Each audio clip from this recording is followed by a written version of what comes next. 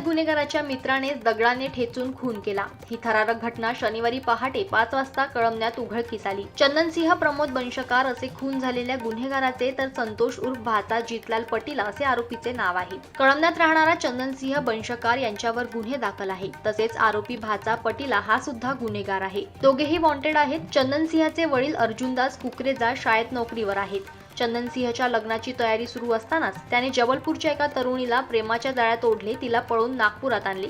त्यामुळे चिडलेल्या वडिलांनी त्याला घरातून हाकलून दिले होते। तो प्रेयसीसोबत भाड्याने खोली करून राहत होता। त्याला चोरी घरपोळी करण्याची सवय होती। तसेच त्याला दारूचेही व्यसन होते।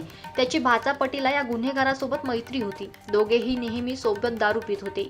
शुक्रवारी सायंकाळी चंदन आणि भाचा यांच्यात वाद झाला आणि हाणमारी झाली। त्यामुळे चंदन किरकोळ जखमी झाला आणि पळून गेला। मात्र भाचाने त्याला जीवे मारण्याची धमकी दिली होती। चंदन हा घरी गेला त्यावेळी त्याचे वडील घरी होते। चंदनच्या डोक्याला जखम बघून वडिलांनी विचारणा केली। भाचा पटीलाने मारहाण केली। त्याने जीवे मारण्याची धमकी दिल्यामुळे मी लपून बसलो असे सांगितले। वडिलांना 100 रुपयांची मागणी केली। त्यांनी पैसे दिले, परंतु आज रात्रभर घरी थांब असे सुचवले।